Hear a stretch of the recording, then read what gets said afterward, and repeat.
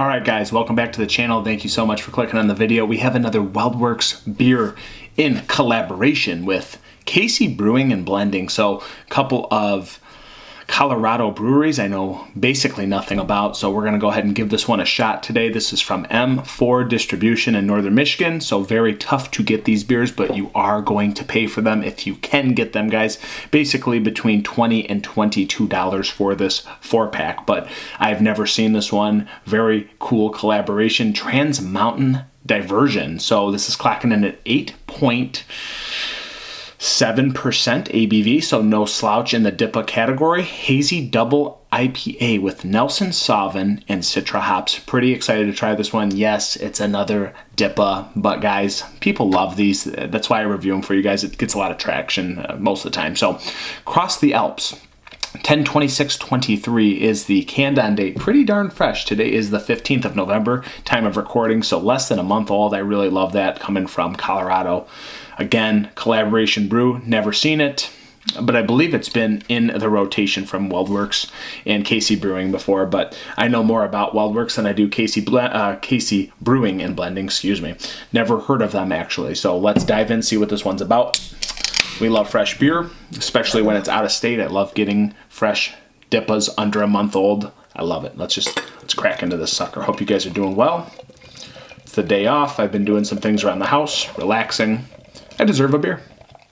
I do have bad lighting again, so sorry about that. Every time that sun comes back there, it ends up being just terrible for the recording, but we'll try to lighten this up a little bit. So, absolutely gorgeous in the glass. I don't need to tell you guys it is straight OJ and peach juice.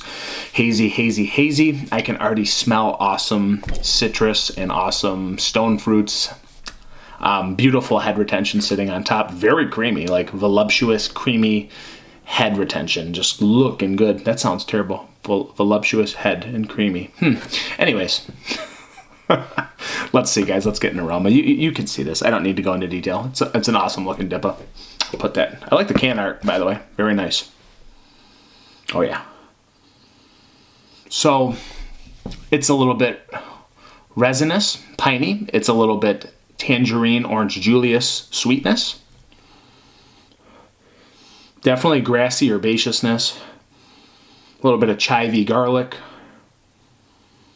Definitely peachy, stone fruity, cantaloupe. It's got all those awesome stone fruits. Maybe a bit tropical, but I'd say it's more stone fruit and citrus.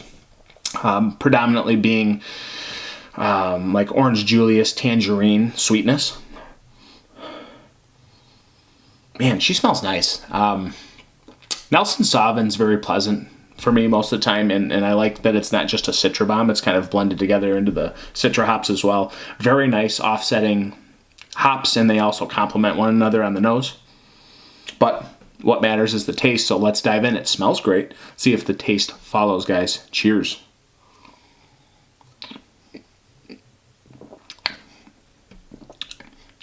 Oh yeah.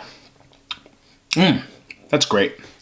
So the back end, because we're almost sitting at 9% here, it does have a bit of like gasoline, diesel-y, esters coming off the top, a little bit of ethanol vibe, but it blends itself into nice bitterness and hoppy qualities on the back end, so it finishes very dry, a little bit of gassy ethanol astringentness, but it's offsetting for the most part because you're getting a lot of this nice sweetness, this candied orange Julius on the front. That being said, it transitions into more dryness with the maltiness. It's kind of softer maltiness. And then you're hit with a nice burst of stone fruit like I was getting on the nose. So you are getting, I'd say, juicy cantaloupe, a little bit of mixed melon, papaya, maybe like a kiss of kiwi in there. Oh, there's something else. Nelson Sauvin. Probably getting like a dry grape. A lot of like dry grape skin. It's not like, this is not an overly juicy beer by any means. It's definitely hugging more of the skin of the fruit, not that flesh, besides that front end. So there's nice skin of the grape mixed into like the malty quality through the middle. And then again, you're hit with like nice doses of cantaloupe, a touch of kiwi, a little bit of like onion and garlic, just a touch. It's not like it's super dank or anything, but it's bringing just a dash of that quality with a little bit of grassy pine on the back end. Finishes bone dry.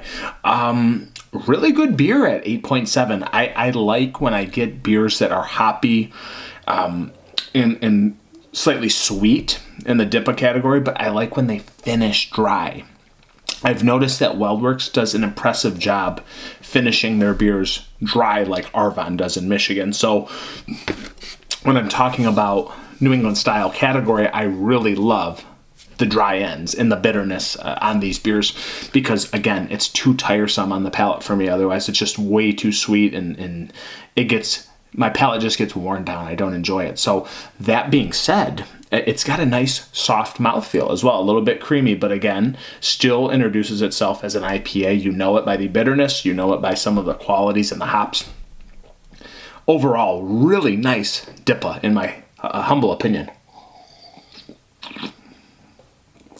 It does have this awesome Orange Julius sweetness on the front too, and then it just blends itself into like white bread, honey maltiness. I really enjoy the front and middle of this beer. Like, it's so refreshing for being 8.7, and then that like ethanol gas quality on the back end, it's really faded now because my palate's adjusted, and it just becomes this softer grassy bitterness with a little bit of herbaceousness. So overall, this beer's really good, and it's pretty damn crushable at 8.7. I mean, it's very crushable the more I kind of sip on it. But again, it's got this nice Orange Julius sweetness on the front.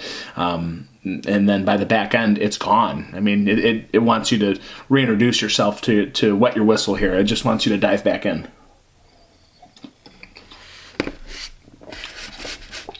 Really good beer. And I think it's just like that soft grape in there, like the grape skin, and these soft notes of like kiwi and cantaloupe that really just make this beer really enjoyable.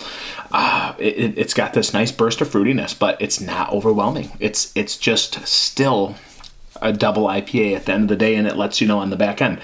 Not a harsh beer by any means. Really soothing. Great mouthfeel. I like this. I really like this.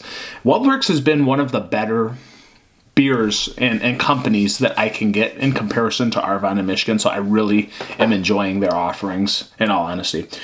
Very good, very close to what I like to see in great Michigan beer. So, rating. Tasty. For 8.7, really tasty. I'm going with a 4.3 out of 5. I'm really digging this one at 8.7. I think the drinkability is impressively good. And I'd like to see more of WeldWerks beer. Hey, let's not shun Casey Brewing either. So impressive stuff by both of you. Nice collaboration beer. I like it. You are going to pay for it though, guys. So I'm Dan. You got the rating. I'm over and out till next time. Cheers.